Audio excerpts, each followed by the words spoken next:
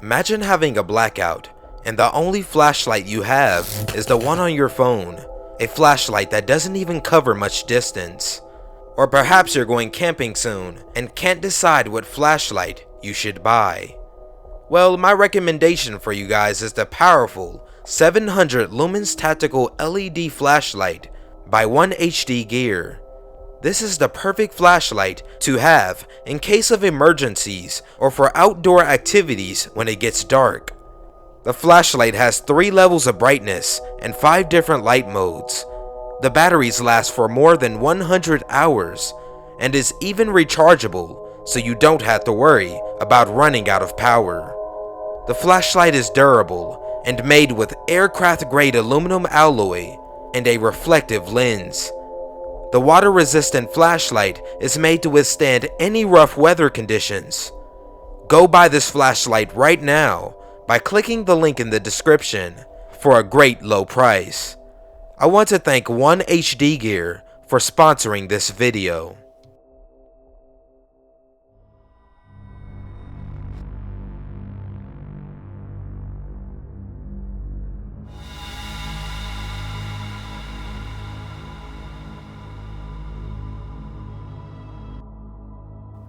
Against the advice of my parents, I started working at a bikini coffee stand when I was 17 years old and continued working there until I was 20. If you are unfamiliar with the bikini coffee stands, they are little drive-thru espresso stands where the employees all wear lingerie or bikinis while they serve coffee. I know this sounds strange, and believe me, it is strange. However, the money was good. It was fun at the time, and my parents couldn't really afford to pay for college.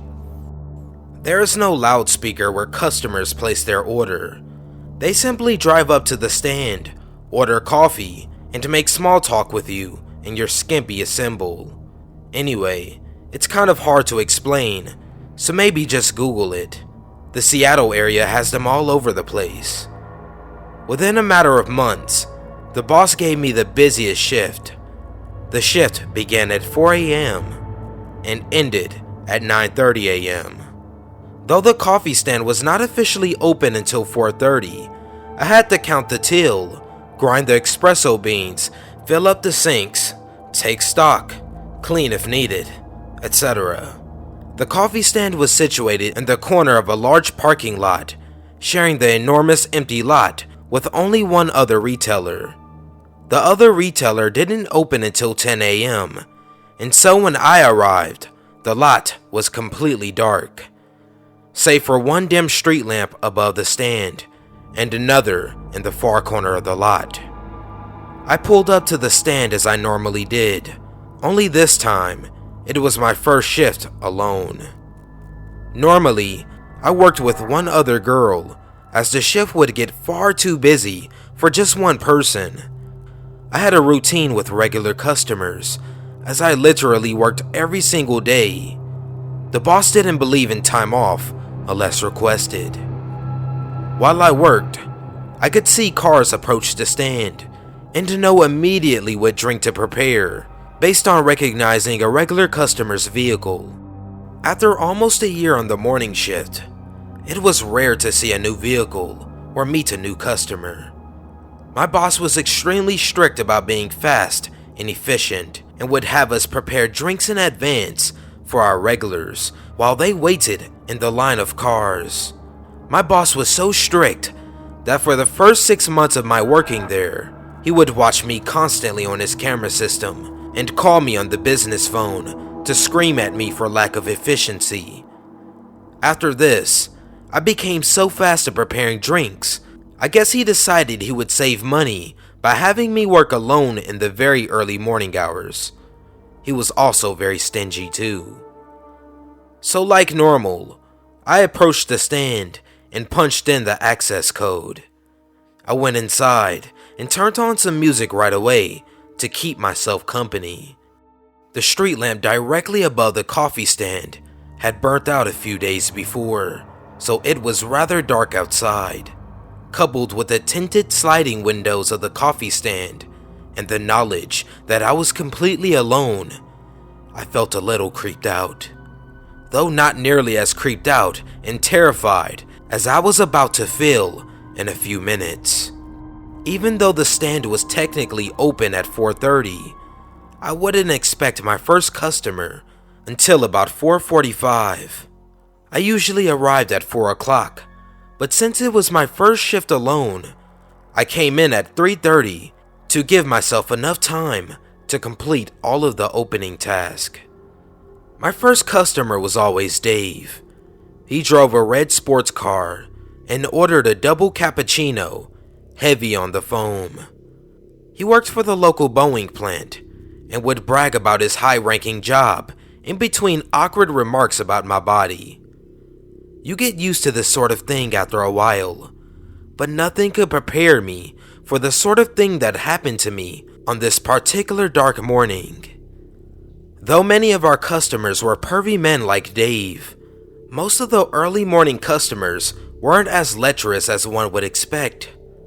They simply needed coffee, and no other business was open as early as ours. In fact, many of my early morning customers were married women in soccer mom vans in desperate need of caffeine. I glanced up at the clock as I counted the money in the till. 3:50 a.m. I finished the count and walked from the back of the stand onto the main floor. There were 2 steps separating the back of the stand from the main floor. The back of the stand had no windows and contained the bathroom, large refrigerator, washer, dryer, etc. This is the area where my coworkers and myself would get ready and joke around where customers couldn't see us. As soon as we walked into the main floor, where customers could see us, uniform was required, meaning lingerie or bikini, as well as heels. That morning, I was wearing a matching pink lingerie set with knit stockings. The lingerie fully covered my breast and buttocks and provided more coverage than a typical bikini you would see at the beach. I counted all of the syrup bottles. I opened the fridge and took stock inside. I turned on the espresso grinder and robotically poured in a bag of espresso beans. I started filling up the large commercial sink with soapy water. Music played softly on the stereo. Then I heard it. Over the noise of the faucet, coffee grinder, and the music. I wasn't sure I heard anything at first, so I just ignored it. Then I heard it again. Someone was tapping on the sliding glass window of the stand. I wiped off my wet hands and grabbed my cell phone. 4:15 a.m. We weren't open for another 15 minutes. I checked the light switches to make sure I didn't accidentally flip on the open sign. Along with an open sign, the stand was equipped with bright floodlights to illuminate the presence of the stand.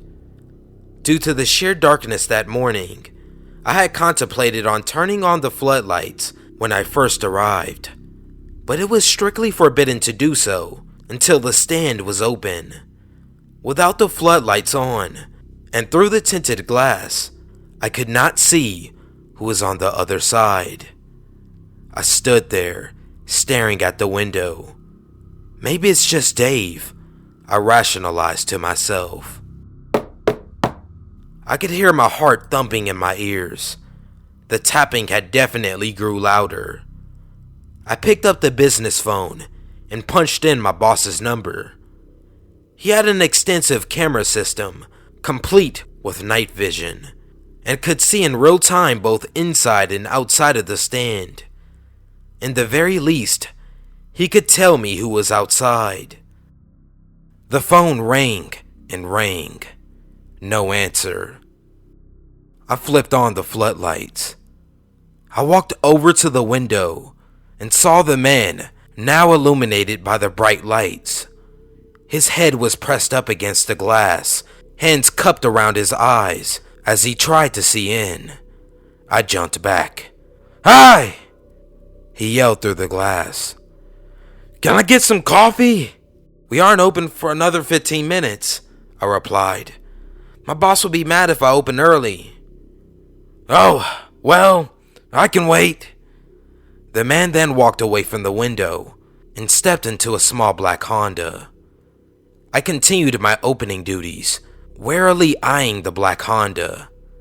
At the time, I felt a false sense of security, lulled into the daily routine of my shift. However, this was different. At 4:30, I turned on the open sign and watched as the man in the black Honda drove up to the window. He was wearing a dark red baseball cap, a thermal shirt, and pajama pants. I opened the sliding window. "Hi, sorry about that. What can I get for you this morning?" I said, trying to sound as normal as possible. The man looked at me for what felt like an eternity. "What I want doesn't appear to be on the menu," he said, not looking up from my crotch. "Okay, so I know what you're thinking. What did I expect working in this profession? Gentlemen?" I brushed this comment aside with a laugh. "We have a great white chocolate mocha." I looked around frantically. Where the fuck was the usual morning guy, Dave? I silently prayed another customer would pull up behind this guy. He looked away and stared at his steering wheel. "I want you to be my maid." "Excuse me?" I said, not sure if I heard him correctly. "I want you to be my maid. I want you to come over to my house wearing a maid costume with nothing underneath. I want to watch you. And if you don't clean correctly, I'm going to do whatever I want to you." He paused and gripped his steering wheel tightly. "I'm not a nice guy." He looked up at me and smiled. Until that point in my life, I had never seen a truly sinister smile before. I slammed the long serving window shut. I ran to the back of the stand, hyperventilating at this point. I picked up the phone and called to my boss repeatedly. No answer. I stood on the steps and peered out the window. The black Honda was gone, replaced by the familiar red of Dave's sports car. I never thought I would be happy to see pervy Dave, but here I was, rushing to the serving window to tell him what had happened. I opened the window, all the while frantically relaying my story. Dave just laughed and muttered something about the guy dreaming. He told me that I was being paranoid and the guy just had no filter. For some reason, this put me at ease. Dave reached his hand out to the window to place a $5 bill in my tip jar. "Wow," he said. "You just opened and your tip jar is already full. I know you make good coffee, but it's not that great." "Huh?" I said, slamming the register shut. The tip jar rested on the outside window ledge so customers could reach it. I made it a habit of just leaving it outside in between customers as it could get very busy. I leaned over and looked into the metal canister. Inside the tip jar was a long white envelope that appeared to be stuffed to its capacity. My stomach turned as I knew it had to be from that guy in the black Honda. "Dave," I said cautiously, "it's from that guy I just told you about. I'm not opening that." Dave sipped his cappuccino, and suddenly, his goofy demeanor turned serious. "You're right. Let me open it. I have gloves." It was late fall and rather cold out. Dave put on his gloves in a dramatic manner, laughing about my paranoia, and proceeded to step outside of his car. He took the envelope out of my tip jar and opened it. "Holy shit," he said, his eyes widening. He held up a stack of $20 bills held together by a rubber band. On the back of the stack was a folded up piece of paper. He unfolded the paper and began reading it. His eyes grew even wider. His hands were shaking ever so slightly. "What? What does it say?" He simply said, "Get dressed and call the police." I snatched the note from him, his jaw slightly agape. The note was laden with spelling errors and looked as if it was written in a child's hand. Oddly, there were rather long words that were attempted but spelled incorrectly. It said some very deranged things. There are some things too sick to mention here, but I will relay the basic message as best as I can recall. Some things you just never forget, even if you want to. So here it is. You will come to my house. When you arrive, I will examine you thoroughly. I will tie you to the post, and you will be punished for what you do. Every inch of your body will be bruised and sore. Afterward, I will untie you and use you in every way possible. You can scream, but no one will hear you. This is your first payment. Upon reading this note and taking this money, you have agreed to follow through. If you do not follow through, you are a stealing, lying whore, and you will be punished more severely than if you cooperated to this initial agreement. You will clean every inch of my house. There will be no mistakes, or there will be more punishment to follow. I got dressed and called the police and my boss, who finally answered. The police arrived and I went to the station to explain in detail what happened. I handed them the note along with the money for evidence. The female police officer, who appeared to be in charge, nonchalantly told me that I should probably quit my job, that this behavior was to be expected from customers. I told her that I had never experienced anything like this before. My boss reviewed the outside videotape footage. The footage showed a man standing outside of the coffee stand window, just staring inside. Occasionally, it showed him leaning his head into the glass and cupping his hands around his eyes for a better view. It also showed him rubbing his crotch. Apparently, he had been standing outside the window since 3:40 a.m., 10 minutes after my initial arrival. At one point, it showed him going back into his car, only to re-emerge several minutes later and finally tap on the window. I was shocked to realize that the man had been watching me for almost a full hour without my knowledge. I felt stupid, but most of all, scared. The footage also revealed that the man had his license plates covered with what appeared to be white paper. After reviewing the footage and the note, the police decided that the man posed a potential threat and that this behavior was not normal. They sent an undercover cop back to the stand with me. I was shocked that they wanted me to go right back to work, not even 2 hours after the incident. The cop sat outside in an SUV while I worked. The plan was this: if the man drove through again, I was to flick the open sign on and off to alert him of the man's presence. I worked, serving all of my regular customers, trying my best to pretend nothing happened. I was told not to recall the incident to any of my coworkers or customers that morning in case they knew the man and warned him of police involvement. The man did not return that day, but he did return. Little did I know, that day was only the beginning of a year-long nightmare. The stalking continued for a while. The stalker left endless creepy gifts for me, both at work and at my place of residence. It got to a point where I couldn't prove it was him, because it would often be sent by a courier or a third party. He continued to come by the stand, and at one point even promised to leave me alone.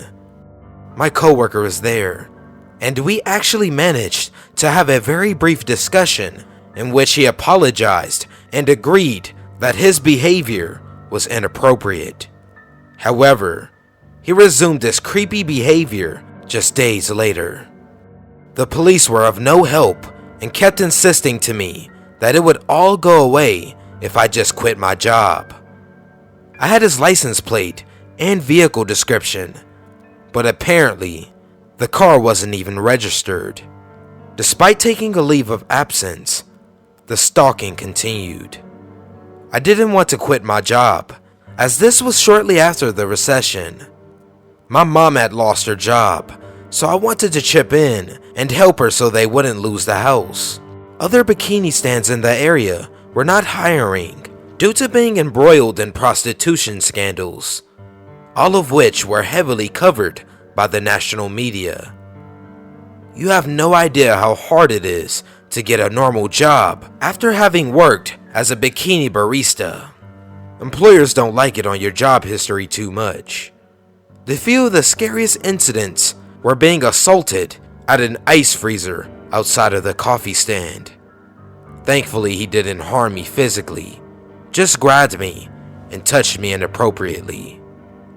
One day, he even came through the drive-thru completely naked while jacking off into a pair of women's underwear. Another incident occurred when my friend gave me a joint a customer had left for me on her shift. Crazy as it may sound, my regulars would often leave joints in my tip jar instead of money. I asked my coworker for the customer's name, but she didn't get a chance to ask for it. I was told by my friend / coworker that he had long hair and looked like a hippie. This fit the description of the customer who would regularly leave joints in my tip jar. I smoked a joint before I went to sleep one night, only to have a massive freakout, full of hallucinations, hysteria. I literally thought I saw ghosts, demons, and fire. I ended up in the hospital. I found out in the hospital that, in addition to having marijuana in my system, I also had a bunch of PCP in my system as well. The guy, whose actual name was Turner, would take credit for this joint by sending a text to my phone, letting me know that if I wanted him to smoke me out, that we could get together sometime. Of course, I gave his number to the police. I feel like I gave them enough information to get this guy, but I was just never taken seriously, or they had bigger fish to fry. But they did find out, however, that the phone he used was a burner. In this period of time, it was evident that one of my coworkers was sharing my personal information with Turner in exchange for money, or maybe just because she didn't like me. This coworker was later arrested on prostitution charges. I ended up relocating and changing my last name, which is surprisingly easy to do. I did this primarily to get away from Turner, but also so I could get a fresh start with a new employment history and get away from the negative energy that had encircled my life. I had taken nude photos of myself for my boyfriend at the time, and after we broke up, he leaked them to everyone in my contact list, including my coworkers. Of course, this meant Turner most likely got a hold of my photos as well. It may seem strange to you, but after a while, the stalking became a part of my life. It's kind of like living around a bunch of rattlesnakes. You may feel constantly on guard and on edge, but eventually, you work your daily routine around trying your best to avoid the snakes so you won't get bitten. When it happens, you do your best to move on. I have recently found out that a man fitting my stalker's description was incarcerated some time ago for doing something even more frightening to another barista in the P&W. There were also similar incidences and reports of a man driving through bikini stands naked. or with women's underwear. I suspect that this man was most likely Turner. I cannot be sure it is the same person, as I never was able to find out this person's true first and last name. But I am hopeful that it is him, and he will be locked away for a very long time.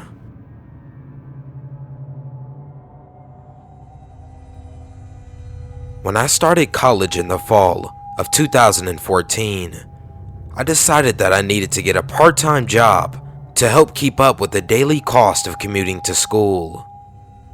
It took quite a bit of time to find jobs that were hiring someone with no experience, and eventually I landed in a fast food job. I hated it. After about a month of working there, I couldn't take it anymore, and I quit. One day, while sitting in my math class, I was chatting to my classmate about how annoyed I had been with my previous job and how I was looking for a new one. She then told me that the place she worked at was hiring and that I would be a perfect fit. She told me it was a small, privately owned bakery and that the owner liked to hire young, pretty girls to work the register. Even better, it was only a 5-minute drive from my college. She told me she'd speak to her boss about me, and the next day, I got a call to set up an interview. When I went in for an interview, I met the owner, Tasha, who was a young, pretty woman. She gave me a quick rundown on how the store was run and explained to me that the employees almost always worked alone due to the fact that all of the baked goods were made in the morning by the bakers, and all the employees had to do was decorate them with frosting in the kitchen if they ran out of goods up front. This seemed easy enough, and after filling out some paperwork, she told me to come in for training next week. The job was exceptionally easy. After about 2 weeks working there, I really started to get the hang of things. Because of how often I worked with customers, I started to develop a really cheery attitude and was very friendly to people, even if they weren't always friendly to me. I enjoyed running the shop alone because I tend to feel stressed when I have a manager standing over my shoulder constantly. On top of that, I always felt safe because we had multiple cameras throughout the bakery.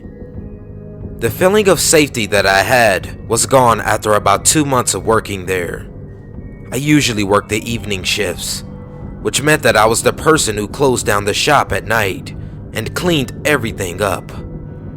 One night, around 7 p.m., I was sitting alone in the dining area, folding some boxes. No customers had been in for about 40 minutes, and I was lost in all of the work I was doing. Suddenly, I heard the loud ding of the door opening, and a man walked into the shop. "Hi, welcome. How can I help you today?" I said as I walked behind the counter to wash my hands. "Oh, give me a moment. I'm just looking," replied the man. This was not uncommon, so I brushed it off and told him to take his time. He leaned towards me a bit. "You have really beautiful eyes," he said, smiling. I would never forget that smile. It was one of the most creepiest things I've ever seen. He exposed only his top teeth, continued staring at me, and kept licking his lips over and over. Thanks. Can I get you anything?" I asked. He ignored my question. "What time does your shop close?" 8 p.m., I replied. "Do you have any plans after work?" he asked. "Yes, I've got to go home and feed my dogs," I lied. "Would you be interested in going somewhere with me tonight?" he asked, his smile widening. "No, thank you." I glanced up at the camera pointing down at us, and he looked upwards and directly into the lens, and then back at me. "Do you have a boyfriend?" "Yes, I do," I responded. "Come on, sweetheart. You don't have to lie to me." At this point, I was becoming seriously freaked out by this guy. Let's go somewhere after you get off of work." "No, thank you," I said firmly. "Why not?" he questioned, his smile fading from his mouth. "Because I've just told you I have a boyfriend, and it would be inappropriate. I'm going to have to ask you to buy something or leave," I said, my voice sounding rather trembly. "Oh, alright. Can I have a vanilla cupcake with pink frosting, please?" I glanced over at the racks to check to see if we had any out. We did not. "Just one moment," I replied.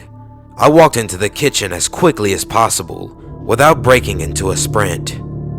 I frosted a cupcake and brought it back out as fast as possible, boxed it up, and asked for payment. He swiped his credit card and the payment was accepted. He continued staring at me. "Do you need something else?" I asked, as I could feel my chest getting tight and my face getting hot. "Can I have your number?" he asked with a slight grin. "No, I don't share my number with customers." He then stared directly into my eyes for a few more seconds, his hands in his pockets. He started to get really red before saying, "Sorry, I'm just really turned on right now," and proceeded to reach down his pants and start fondling himself right there in front of the counter. I was in total disbelief. I guess when he saw the look of horror on my face, he panicked and ran out of the door, leaving his cupcake on the counter. As soon as he left, the phone rang. It was my boss. "Who's the creep?" she inquired, as she had apparently been watching the security cameras to check in on me and could tell by my body language that something was not right. I immediately broke down and started crying, as I never imagined something like this happening to me in a tiny little bakery. She told me to lock the door and call the police, who were stationed right across the street from us. My boss arrived about 30 minutes later, and the police were already there talking with me when she got there. They asked her to pull the security footage, and when we watched it, we saw that every time I had stepped into the kitchen to help other customers, he was fondling himself while their backs were turned. I gave them a description of what he looked like, and then they asked how he had paid. I told them he had swiped his credit card. My boss told them she could reprint the receipt from the transaction, which has the first and last names of the credit card holder. One of the cops asked someone back at the station to run the name, and almost immediately they found his driver's license, which I confirmed to be the same person. My boss suggested that he might be recognized by the people who owned the hookah bar next door to us, as his name sounded Middle Eastern. She asked him the next night, and they immediately recognized him as the younger brother of the guy they grew up with, who was engaged to be married within the month. The next day, the police went to his residence and arrested him for public indecency. Something my boss said to me that day has always stuck with me. If you ever feel unsafe at work, I want you to walk into the kitchen and go out the back door and call the police. Don't worry about the cash register. Don't worry about any of the food. All of those things can be replaced, but you can't. I felt so grateful to have a boss who actually cared about the safety of her employees. It took me a while to feel safe working the night shift again, but after a while, I got back into the swing of things, and I still work there to this day. I'm just glad I never saw that guy again, as the police ordered him to stay 100 feet away from the property at all times. So creepy middle-aged guy who decided to harass and fondle himself in front of a teenage cashier, let's not meet.